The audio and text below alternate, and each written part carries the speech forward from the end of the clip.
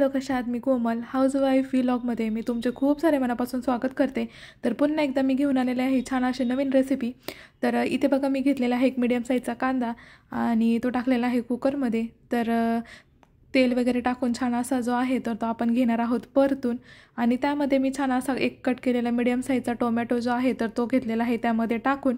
आणि कांदा आणि टोमॅटो जे आहे तर ते आपल्याला छान असे घ्यायचे आहेत परतून। तर ते लवकर शिजण्यासाठी आपली नेहमीची जी ट्रिक आहे तर ती आपण वापरणार आहोत, म्हणजेच की आपण आता यामध्ये टाकलेलं आहे मीठ। तर बघा मिठाने काय होतं, जे टोमॅटो किंवा कांदा आहे तर त्याचं मॉइश्चरायझर जे आहे तर ते बऱ्यापैकी त्याला पाणी सुटतं आणि ते जे आहे तर ते लवकर शिजलं जातं। तर यामध्ये बघा मी टाकलेलं आहे आता आपलं जे वाटण आहे रेग्युलर भाजीचं तर तेच, म्हणजेच की काळं वाटण। तर आपण ही आज जी रेसिपी करणार आहोत तर ती आहे सोड्याचा भात, झणझणीत असा। तुम्ही कधी खाल्ला नसेल तर एकदा आवर्जून खा। ज्यांच्याकडे सुकी मासळी भेटते तर त्यांच्याकडे जो आहे तर तो तुम्हाला भात इझिली भेटून जाईल। तर इथे बघा आपल्याला तो इतपत भाजून घ्यायचा आहे की त्याला जे साईडने तेल सुटले तर तितपत तेल जे आहे तर त्याला सुटलं पाहिजे।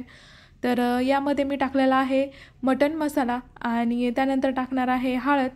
तर चिमूटभर जी आहे 2 चिमूट तर तितपत हळद टाकलेली आहे। आणि तिखट मसाला जो आहे तर तो तुम्ही किती तिखट खाता तर त्यानुसार टाकायचा आहे। तर डब्यात थोडासाच मसाला होता, मी जर कोणती रेसिपी करायला गेले तर माझ्या मसाल्याच्या डब्यातले बऱ्यापैकी मसाले ह्या अगोदरच संपलेले असतात। बऱ्याचशा वेळा हे माझ्यासोबत होतं, तर त्यामुळे डब्यात थोडासाच मसाला होता तो त्यामध्ये टाकला। आणि त्यानंतर हे जे मसाले वगैरे आहेत तर ते आपण छान असे घेणार आहोत परतून। तर इथे तुम्ही बघू शकता असे छान असे परतून घ्यायचे। आणि आपले जे सोडे आहेत तर ते सोडे आपल्याला अर्धा तास जे आहे तर ते गरम पाण्यात स्वच्छ असे 2 ते 3 वेळा धुवून गरम पाण्यात आपल्याला भिजत ठेवायचे आहेत। तर बघा इथं मी तुम्हाला सोडे दाखवते। तर ते बघा हे जे आहेत तर ते बाजारातून छान असे क्लीन करून आपल्याला भेटतात आणि खूप छान असतात। काहीच त्याच्यात फक्त एक्स्ट्राचा जो कचरा आहे तर तो काढावा लागतो। आणि त्यानंतर स्वच्छ असे धुवून आपल्याला पाण्यात ते गरम पाण्यात भिजत ठेवायचे आहे झाकून अर्धा तास। तर ते अर्धा तास झालेला आहे। तर मी जे सोडे आहेत तर ते बघा यामध्ये टाकून घेते। तर सोडेसुद्धा तुमच्या अंदाजाने घ्यायचे, तुम्ही किती लोकांचा भात करताय। तर नॉर्मली इथे मी 3 नाही तर 4साठी जो हा भात होईल इतपत भात करणार होते।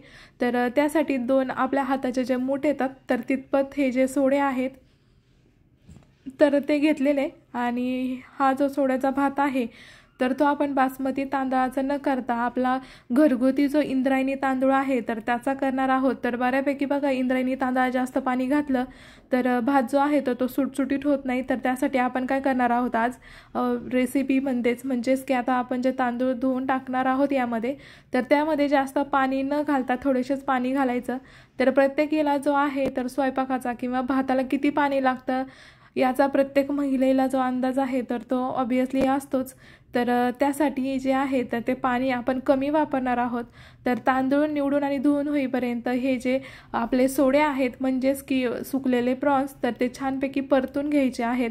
तर ते परतून झाल्यानंतर इथे बघा मी स्वच्छ असा निवडून आणि धुवून घेतलेला आहे तो इंद्रायणी तांदूळ।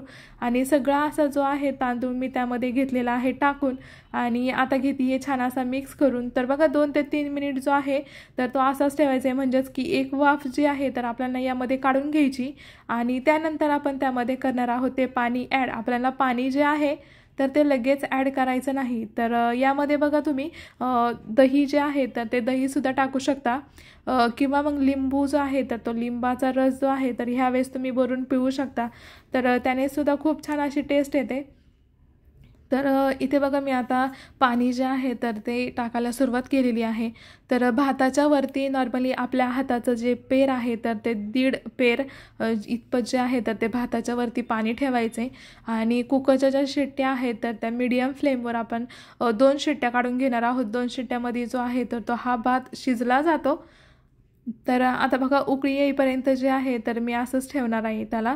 आणि त्याच्यावरती थोडीशी कोथिंबीर जी आहे तर ती चिरून सुद्धा तुम्ही टाकू शकता किंवा मग कुकर झाल्यानंतर सुद्धा टाकू शकता, काय हरकत नाही आहे तुमच्या आवडीनुसार।